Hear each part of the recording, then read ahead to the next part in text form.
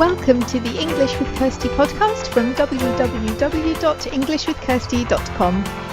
Here I'll be sharing with you tips, information and other learning resources so that you can improve your business English.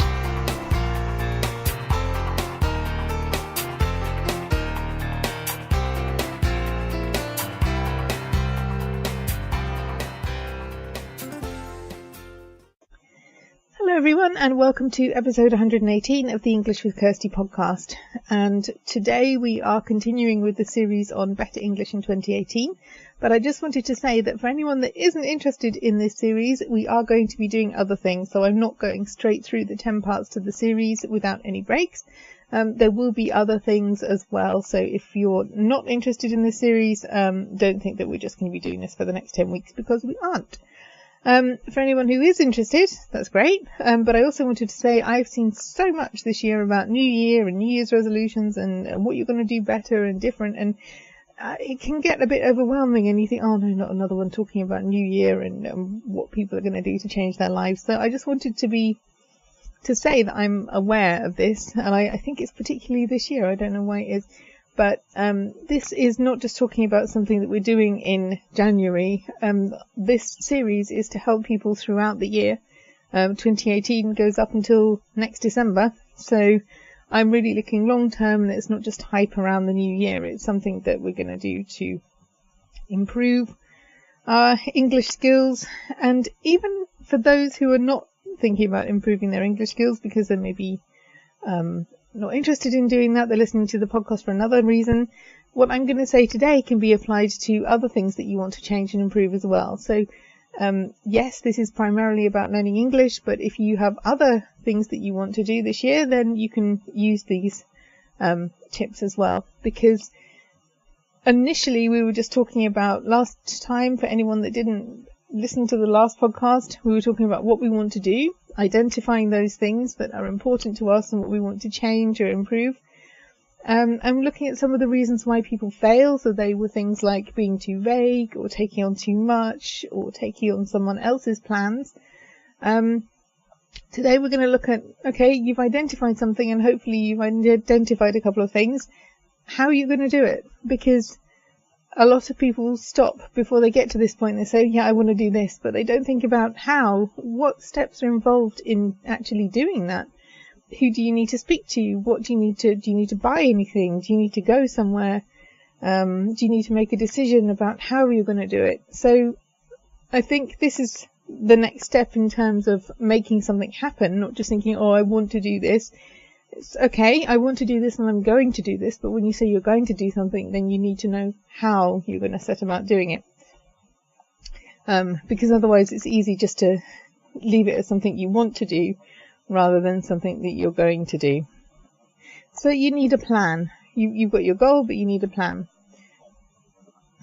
So you need to have details as well. So first of all, is it something you can do on your own? If not, who do you need to get in touch with? Who do you need to talk to? Like if you want to speak more English, then you can't really speak to yourself, so you need someone to speak to, whether that's an English trainer or a local group or a language tandem partner or someone that you find online. You need to think about that and how you're going to find this person if you don't have someone already. Similarly, if you want to read a book, what book? We're going to talk about books a bit later in the series, but you know, if you've decided that you want to set aside some time and read a book in English, then finding the right book is going to go some way to determining whether you actually succeed in this goal, because if you get the wrong one, you're probably not going to finish it, or if you find one that isn't suitable for you. If you want to listen to more English, then you need to decide how you're going to do that. Is it going to be something like more podcasts? Is it going to be something longer like an audio book? Is it going to be something like a TV series, and then try to do it without the subtitles? You know, what is the detail to your plan?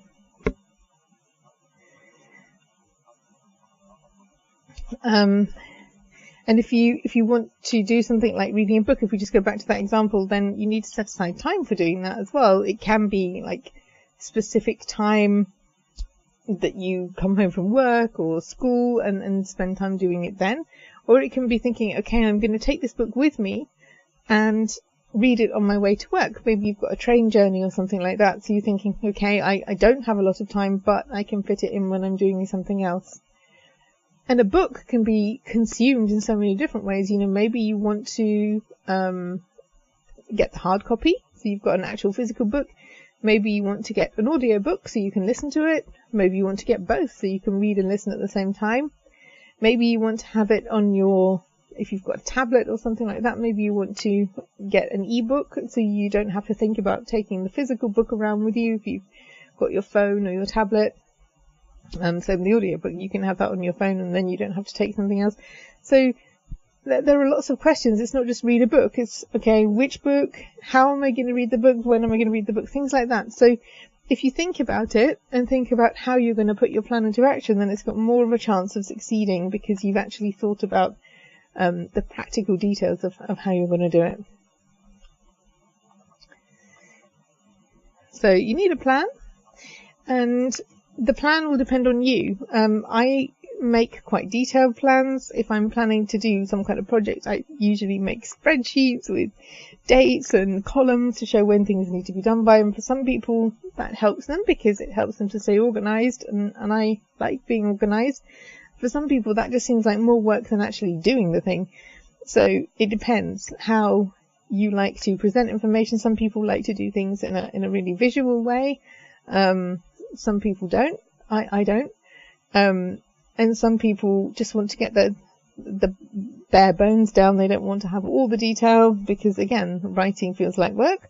So really how your plan looks is completely up to you. And you need to do it in a way that you're going to want to interact with it, because then you'll be more likely to follow through.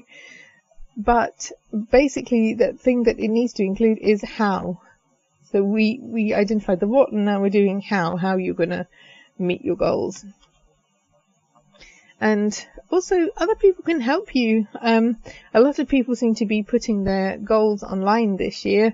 I haven't, because, well, they're my goals and I don't really feel the need to share them with everyone, because some of them are business related as well. And, so I don't want to do that. But some people really feel that if they've said they're going to do something online, then it holds them to account more.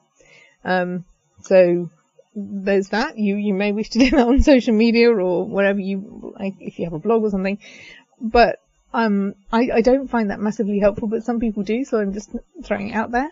But certainly if there's somebody who's doing something similar to you, then you can also help each other. There will always be days when you don't feel like doing the thing that you said you're going to do, or you feel that work is getting in the way and taking up all your time. And sometimes it just helps to have an accountability partner who is working on something similar, or certainly who understands. I think if you're working with other language learners, they would probably understand more than somebody that doesn't know another language.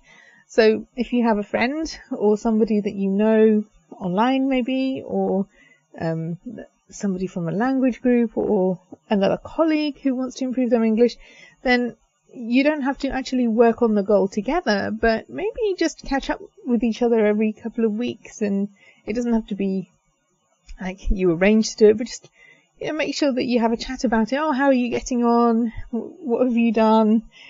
Did you have any difficulties? How did you fix them? Can you help each other? Just something really informal, but it can help just to have somebody else that is working on a similar thing and that can support you, or can just keep you accountable by asking, how's it going? Because if you're doing something on your own, it's easy to say, oh, I'll do it later, I haven't had time. But if you know you're going to be speaking to the other person about it, sometimes it just makes you feel, oh yeah, I need to do that because we're going to be talking about it next week, and I want to say that I've made some progress with it. But ultimately, it's your goal and your responsibility, so there needs to be some motivation there, even if on some days it's higher than others. The only way you'll achieve the goal is to stay motivated and stay committed to doing it. The other person can't do that for you. Okay, so we had identified some things that you want to do last time, and this week we're talking about how. And if you want to share that with me, then you're welcome to send me an email if you've got some ideas for what you want to improve in terms of your English, your language skills, and how you're going to do that. If you want to share that with me, then you are welcome to send me an email. to kirsty@englishwithkirsty.com, or you can also use the contact form on the show notes page, which this week is englishwithkirsty.com/podcast/episode 118. And just a quick note about an update I've made to that page. You may be aware that previously we had Patreon for anyone who wanted to support the show. That is still there, but I wasn't totally satisfied with that because it means it's a commitment every month, and I don't think people necessarily want to do that.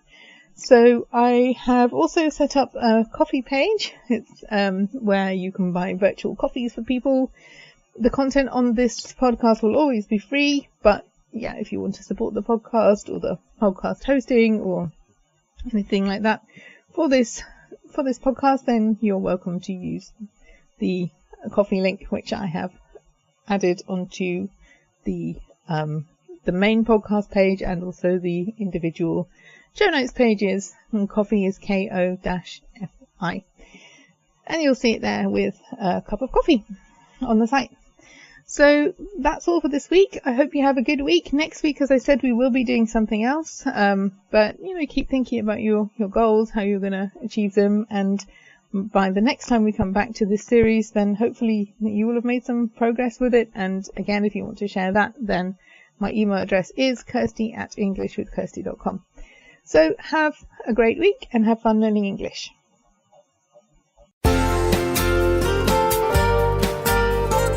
I hope you enjoyed this episode of the English with Kirsty podcast. If you have any questions or comments, my email address is kirsty@englishwithkirsty.com, or you can go to www.englishwithkirsty.com/podcast, where you'll find information about the individual episodes.